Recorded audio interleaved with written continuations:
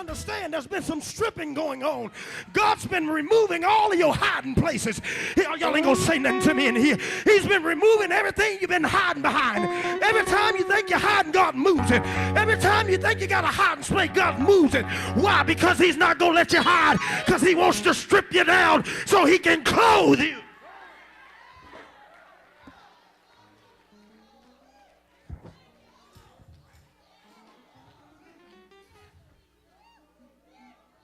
So somebody said there's a stripping going on. Satan's standing at his right hand to do what? So anytime Satan is around, what is he there to do? Tell us what the word resist means.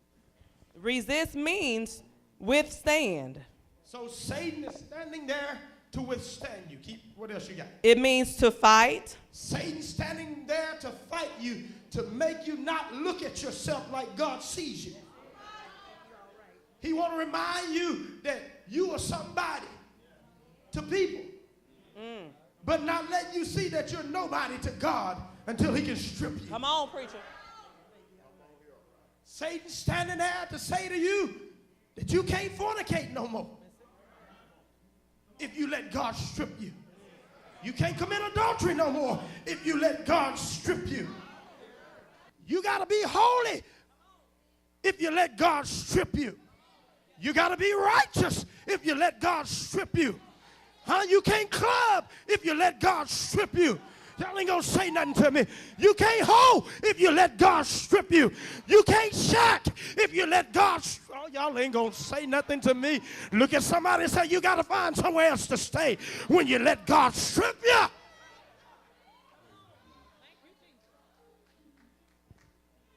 You can't call yourself a Christian until you let God strip you. So Joshua the high priest is standing before the Lord, but Satan's standing on his right hand to resist him. The Bible said no man can serve two masters. See, this is what the devil makes us think. He makes us think that we're serving God half the time, and we're serving the devil the other half. The Bible says, it's written in 1 John 3:8. He began to say, if we sin, we are of the devil. He said, for the devil sinned from the beginning. And for this purpose was the Son of God made manifest, that he might destroy, because he don't want you obeying Satan. Because any capacity you obey Satan, you are letting weakness into your life. One or the other is going to have more of you. So watch this. He says, oh, y'all got it on the screen. He that committed sin is of... You can't be of both of them at the same time. He that committed sin is of the devil, for the devil sinned from the beginning, and for this purpose the Son of God was manifested, that he might destroy. When something is destroyed, that means it is ruined. He destroys what causes sin in your life, and we told you what that is, lust. Because sin can't come unless lust bring it. Remember James 1:15? Lust is conceived. When lust has conceived, it brings forth sin. When sin is finished, it brings forth death. So what God does is destroy what brings sin into our lives, and that's the spirit of lust. And so he said, for this purpose was the Son of God made manifest, that he might destroy. What did God destroy in our life? He destroyed the spirit of lust. Why? So we can live in the spirit. Because if God didn't destroy the spirit of lust, there's no way we could walk in the spirit. Because the spirit of lust would always draw us away. Make sense? And so what the devil keeps trying to tell most of us is that we love God, but we'll cuss you out. We love God, but we'll shack. We love God, but we'll hoe. We love God. Oh, I love the Lord, I love him, but I'm cutting myself. I love the Lord, but I'm killing myself.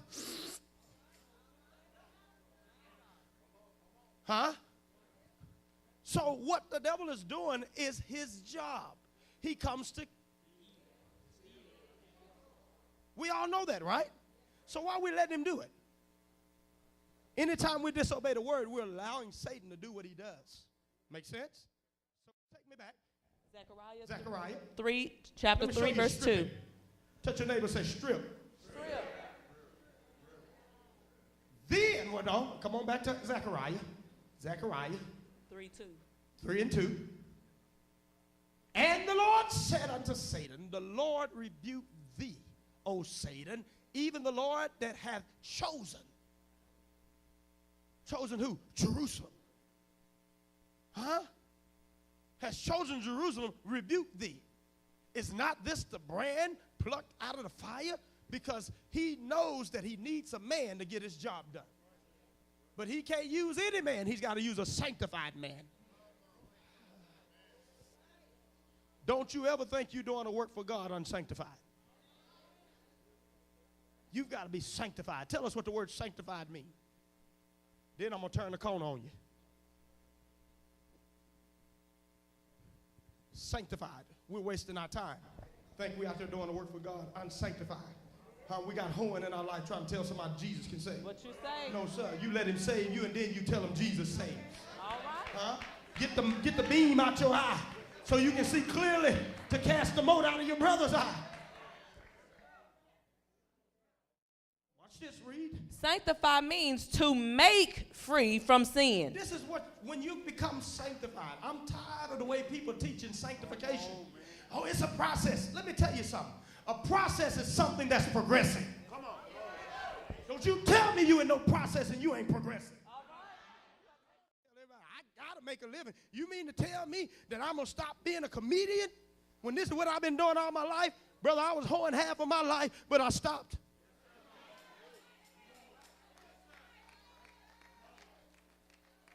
Huh?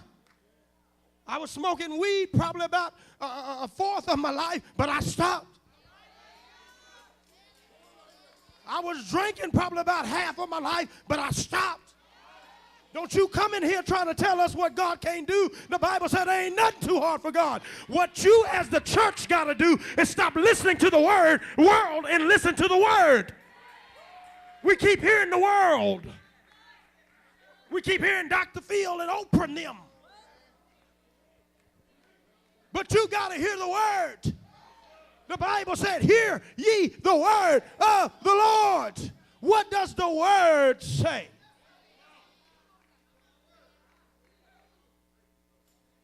Brothers and sisters, let me be the first to encourage you this morning. Jesus can keep you. He can save you. I don't care if you shacking. He can pull you out of that house, give you a job. Y'all ain't going to say nothing to me. He'll pay your bills. He'll touch the saint's heart to give you money to help you make it till you get on your feet. But let me tell you something in here. You got to learn to hear the word of the Lord. You got to stop hearing sinners and hear saints. Hear the word of the Lord. Hear the church mothers. Hear the saints of God. Hear the preacher. Y'all ain't going to say nothing to me. Come to church and we feel good and we feel like we got saved, but we go back and try to hang around them old friends and them old buddies and they talking about who cherry they popped last night, and you sitting up there trying to remain and keep your composure. Oh, did you really? Oh, okay. Yeah. Next thing you know, you talking about whose cherry you want to pop. Y'all ain't gonna say nothing to me in here. You better look at your neighbor and tell your neighbor, come off and among the world and be ye separated, saith the Lord. You can't run with them old buddies. They sitting up there cussing and going on, thinking you're going to save. You got to separate yourself. Tell your neighbor, you got to find some new friends. You got to find somebody that's compatible with you. You got to find somebody that's going the same direction you going. Y'all ain't going to say nothing to me. You can't go north and south at the same time. Look at your neighbor and tell him you got to choose a direction. But then you come in here and pray us to death. Talking about, Pastor, I'm being tempted. Well, why are you being tempted? Well, I was hanging with my friends last night. No, the devil is a lie. You better not call my phone no more till you leave them friends alone. Don't you call my phone no more. Y'all ain't going to say nothing to me. Then you sit up there watching porn on your TV. Talking about you getting tempted. The devil is a liar. You better throw them nasty tapes away and you better get your mind clean. Look at your neighbor and say, that's your problem.